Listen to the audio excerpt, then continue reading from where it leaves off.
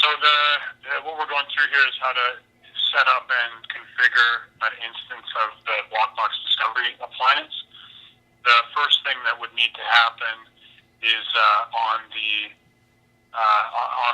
ESX server, we would need to import the downloaded file to the appropriate ESX server by deploying an OVF template, which is available in the download that you've actually, hopefully at this point, already pulled down. So we would point at the OVF file from the vSphere management client. We would just go through the default settings.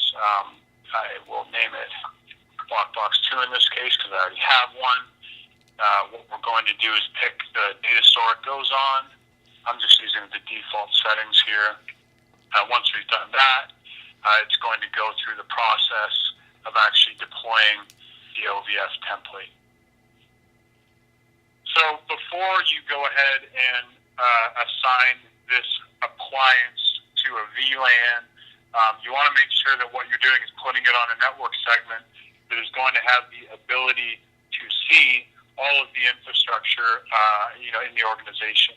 So whether that for you is a management VLAN or a specific subnet that has that sort of level of access, that's a very important piece of the puzzle. You don't want to be on a restricted subnet because you'll only see what that subnet allows you to see. Another piece that's quite important is if you have access control lists that prevent folks from interacting with your networking equipment, for example, you'd want to make sure that you either set up an exception or add this device on to those access control lists so that you have the ability to actually pull back that information from those devices. For the sake of speed here, I'm going to use the one that I already actually have deployed. So it's actually powered up at this point and ready to go. The next thing I would do is actually go to the console of the machine. And the reason that I need to do that from here is to actually apply an IP to the machine in question. So using the default first-time credentials, which you have in your deployment guide, I'm going to log in right away. It's going to ask me to change the password, which I'm doing, and you can change it to whatever you want. You won't be likely interacting with this very often in this fashion. Let's do that again. Okay, new password. I've done that. So now I'm logged into the machine, and the first thing I need to do is type /config. And this is where I'm going to set up the static IP that's going to be assigned to this, because from here on in we're going to be interacting with this appliance through a browser. So I'm going to accept, in this case, the default values, that you could put in whatever you like here. You need to, at the customer side, make sure that you have an available IP that you can actually leverage. So I've got that done.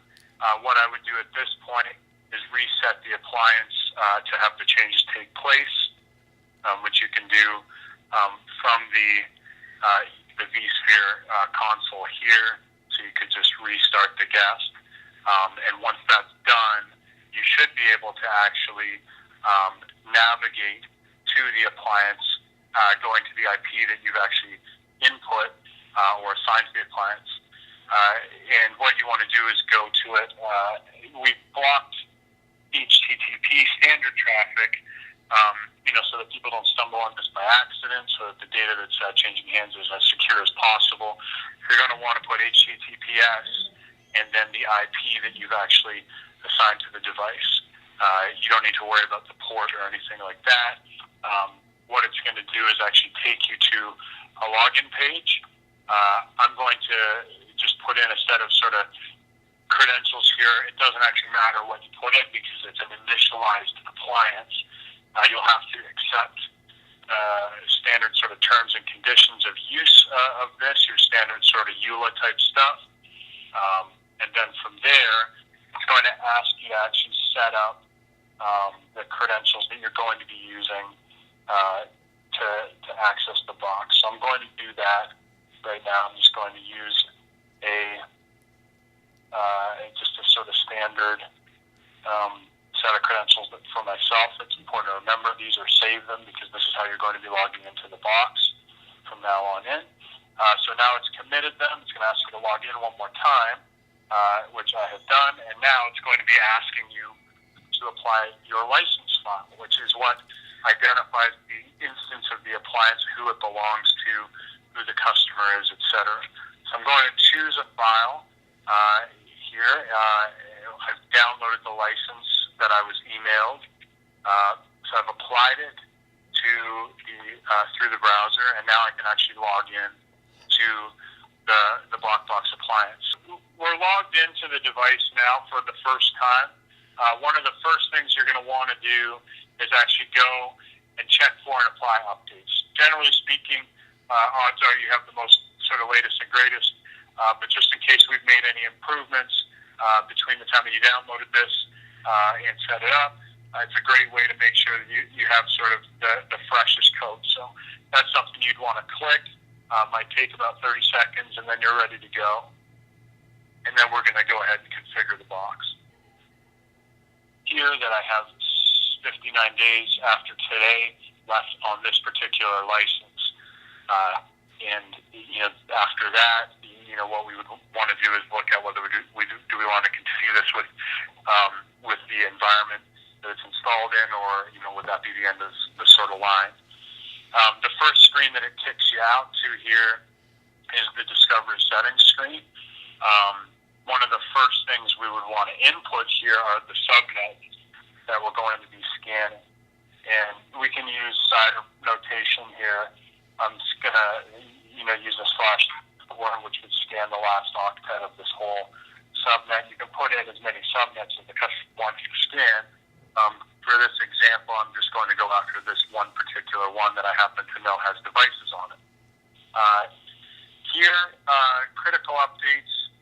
These are good default settings to leave alone. But what this allows us to do is from sort of HQ, if we want to push a really important update to how this appliance works. If this is enabled, it allows us to do it without user intervention. If it's disabled, they have to actually go and hit the update button themselves to get the latest and greatest code. The inventory prioritization, what this really does is just the appliance will say if it sees a new device, it's going to go after it more aggressively. It's not going to just wait until it's time to inventory it. The first time it sees it, it's going to go after it. And here we can set how many machines get inventoried at once. So I'm going to turn it up a little bit for speed's sake. I'm going to save those settings. Here we're turning on how scanning is actually carried out. Scanning is how we generate a list of potential targets in the environment for further investigation. So we're looking at active IPs. We're looking at things in the address resolution protocol table. We're looking at members of the Active Directory, LDAP or UDP environment. Anything with Samba enabled. That's what we're looking at when we do a scan of this subnet. We can also do stack fingerprinting to make educated guesses about what the device is. I'm going to set this quite high so that it's sort of constantly in a state of scanning the network, just for the speed of this demonstration. But also, this is a small network, and it'll allow me to kind of constantly be aware of what's out there. I'm going to en masse here turn on the inventory functions as well. So scanning and inventory are two different but parallel processes. Scanning is, again, taking a look at and enumerating what's out there. Inventory is actually logging into those devices and pulling more detailed information. So I'm going to turn on Windows inventory. I'm going to set the timeout to 10 seconds, which means if a machine doesn't respond within 10 seconds to inventory request, it will sort of count as a timeout. Same with OSX, SNMP. I'm going to, the default settings 120. I'm going to set it a little lower and say let's put it at 30 seconds. Re-inventorying machines is just if a machine got fully inventoried, when should we go back and do it again? for most customers, a week, in terms of how fresh is the full inventory package, a week is usually enough, but you can set it as sort of regularly as you like. And lastly, here I'm saying, if I've tried a device 100 times and it didn't work, put it in a hold pattern. Don't keep trying to inventory it.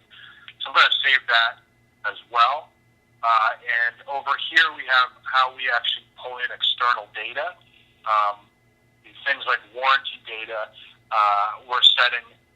We've built hooks into HP, Dell, Apple, Lenovo, IBM, etc. That allows us to pull back the warranty status of equipment that we've inventoried.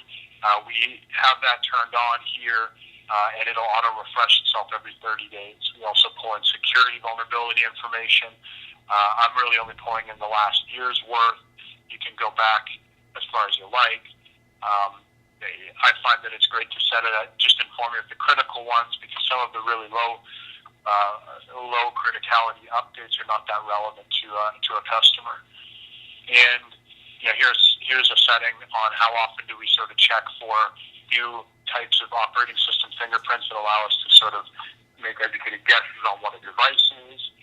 And the passing of data back up to our cloud layer can be configured here as well, and the frequency with which that occurs, which is by default every day at around midnight. So I've saved those settings. It's really all I need to configure here. The next piece of the puzzle is putting in the appropriate credentials for logging into the devices that we're going to be targeting. So in this particular scenario, I have two domains. Doesn't need to be a fully qualified domain name at all. It's just the sort of friendly domain name that goes in there. I'm going to use a set of credentials that are actually both domain and local administrators. So that is a very important distinction. You need to actually have local admin rights to carry out the majority of the inventory functions that we're conducting on Windows machines. And the reason that we need to do that is really because it's what has been implemented in versions of Windows called user access control and token filtering. Really requires us to have that local administrative credential set up in order to pull back meaningful Windows information. So if you need more information on how to enable local administrative credentials, or how to add a administrator of the domain to your local administrator group, there is a section in the deployment guide, or you can reach out to one of us, and we can certainly point you in the right direction for how to go about doing that in your specific environment. So I've actually got two domains in this particular network. So I'm going to put in my credentials for both of those domains, and I'm actually going to put in my Mac credentials as well. And I have a set of those. Obviously, domain is not as relevant in the Mac world. These are Mac admin credentials. We need things like SSH, remote administration turned on Macs, which is a section that we can discuss in more detail, should you need to as well. So once that is sort of set up, we handle SNMP credentials as well. So I'm going to put in just a default set of V2C credentials. So I'm just going to use your standard issue public community string. All of these fields are disabled because we're not using a set of V3 credentials. So I've got those all set up and saved. And after we've done that, there's a few other areas that can be configured here.